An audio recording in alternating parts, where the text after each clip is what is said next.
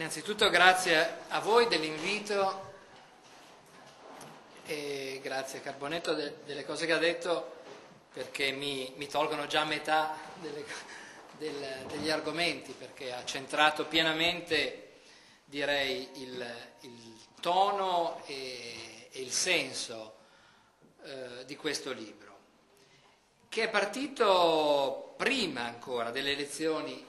L'idea di scriverlo è partita ancora prima delle elezioni in cui appunto il centro-sinistra ha vinto, quando molti, e personalmente e anche sui giornali, in dibattiti televisivi eccetera, dicevano a me e ad altri giornalisti come me che erano ossessionati da Berlusconi. Questo ci rimproveravano, di essere ossessionati da Berlusconi, di non pensare ad altro che a Berlusconi. A me, Marco Travaglio, Peter Gomez, in realtà pochi altri, ma insomma.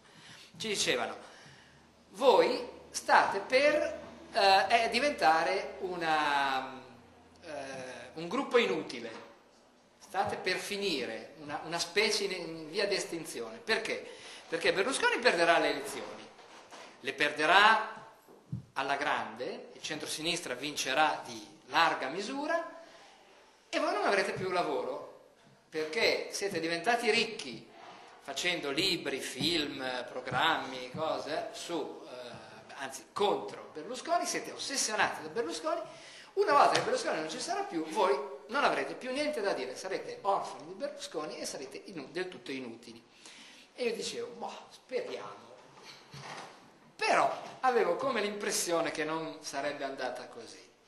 E sono bastati pochi mesi di governo di centrosinistra e si è capito subito che proprio così, ahimè, era andata. Perché qui questa volta c'è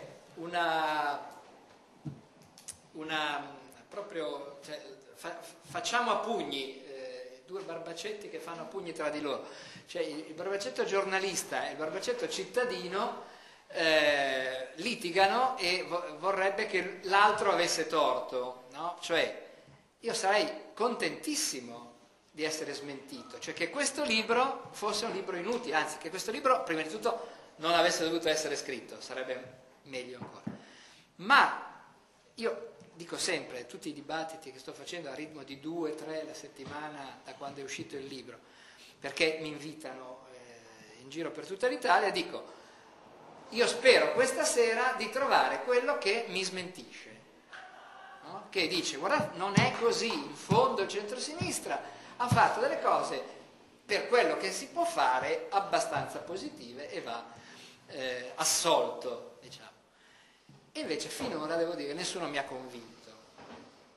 Anzi, a volte alla fine i dibattiti vanno a finire che devo essere io a tirare sul pubblico e dire, ma no, dai, adesso... No, cioè mi dicono, non lo possiamo leggere la sera il tuo libro perché sennò facciamo gli incubi.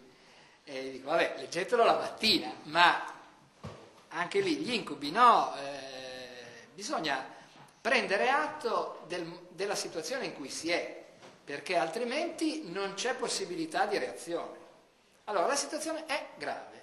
Come diceva Carbonetto, siamo in un momento grave per la democrazia, perché il centrodestra, Berlusconi, ha provato a governare e ha dimostrato di non essere capace di governare questo paese. Il centrosinistra sta provando da un anno, ormai più, di governare questo paese e ha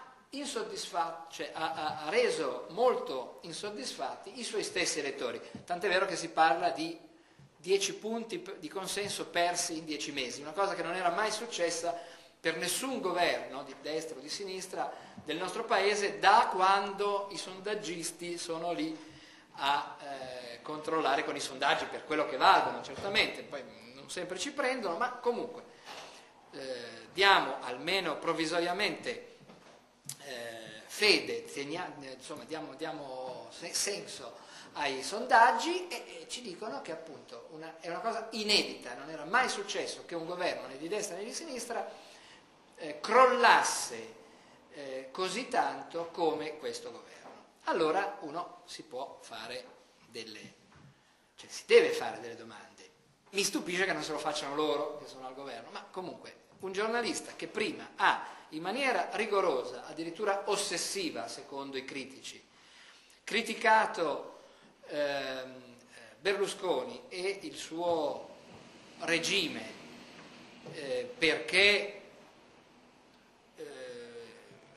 secondo me e pochi altri, ma poi alla fine secondo me e tanti altri in questo paese, Berlusconi aveva abbassato le soglie di democrazia in questo paese, anzi aveva azzerato alcune leggi, alcune norme che sono fondamentali, per esempio la divisione dei poteri, che ormai non sono più soltanto i poteri legislativo, giudiziario, eccetera, ma anche il potere dell'informazione. Tu non puoi essere contemporaneamente un imprenditore e un politico, tanto più se sei imprenditore in un settore così delicato e così essenziale per la democrazia come quello dell'informazione. Non puoi fare due parti in commedia, non puoi essere contemporaneamente il proprietario della televisione privata in Italia e controllare anche la televisione pubblica attraverso la via politica.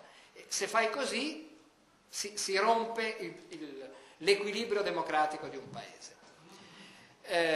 L'abbiamo detto, l'abbiamo ripetuto, finalmente si pensava che tutto ciò fosse finito.